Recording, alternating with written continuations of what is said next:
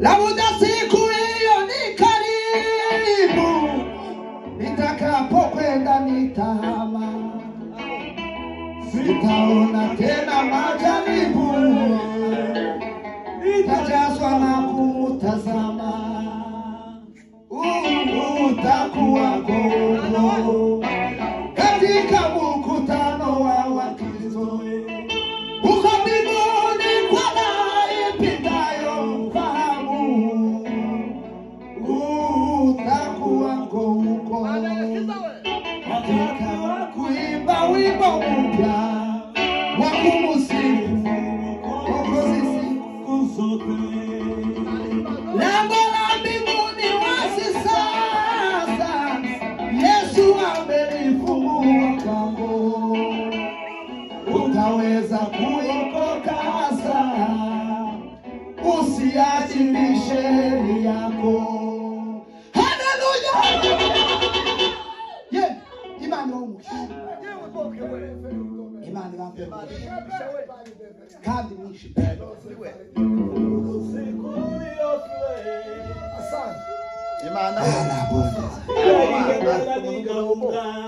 Angabona kandi mageziwe igayuzusiwe no kumubona.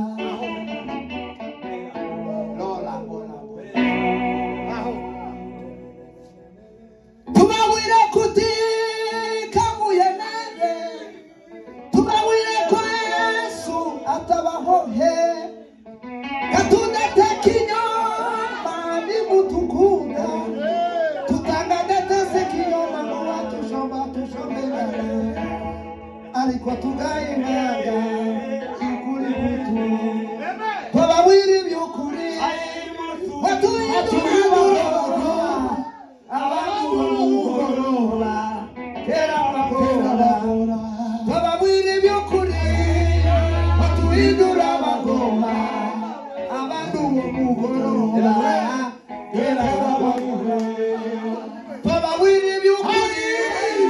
watuyidura bagoma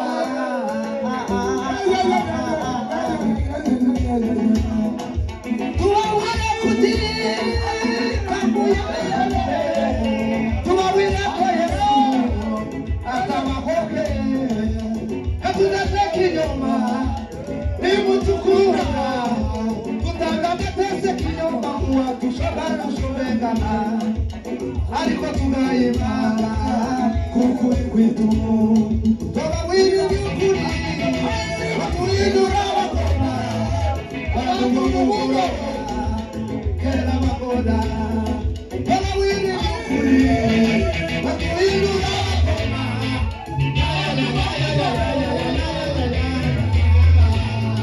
twabawire byukuri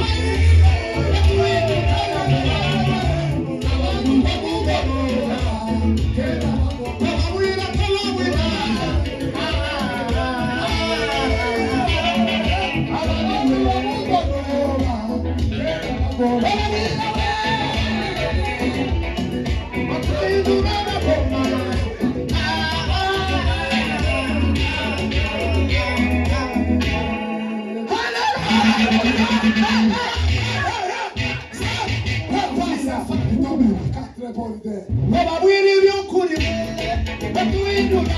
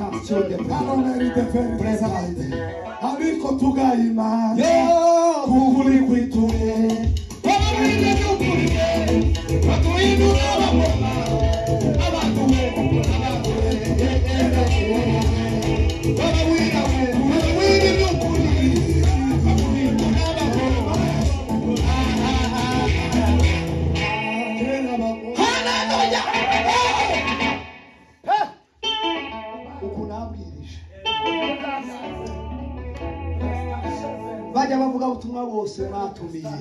nabo bose ibyo mwavuze ibyo bavuze niba mwarabyakiriye ko turaje mu ijuru kote bajya bose ibyo bababwiye niba mwarabyakiriye shuka dezi mani bababwira by'ukuri yo batuhindura abagome abantu bo mugoroba bababwira iby'ukuri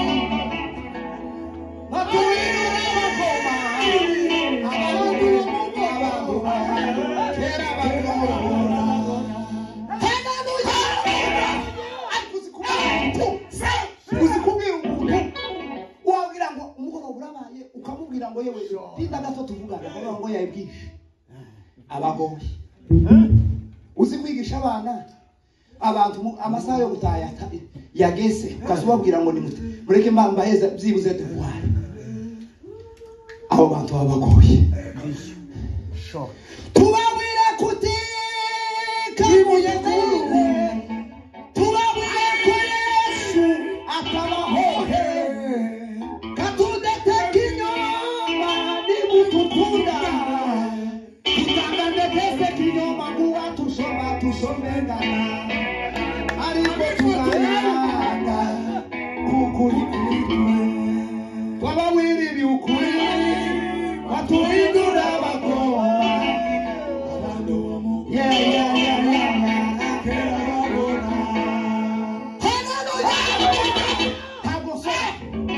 ntabwo soma ndakurahiye ndababwira ikintu kimwe gusa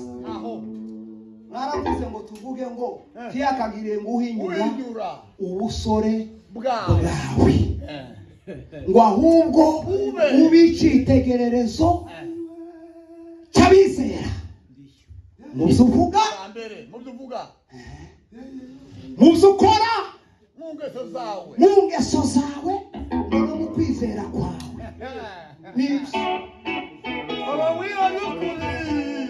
watuhindura abagoma abantu bo mugoroba kera bababwira we bababwira iby'ukuri watuhindura abagoma abantu bo mugoroba kera haleluya nta muntu wasibye akazi kwera se batavuze ngo alert emergency ntakuja ku kazi bose bagiye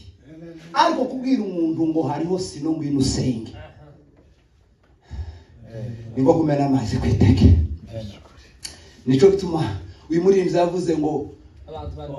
tubabwire iki kugira ngo mweme tubabwire ko Yesu atabaho kugira ngo mudukunde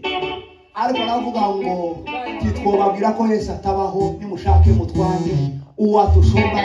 atushombe ngana ariko tugayimanga kukuri kwitu Yesu abaho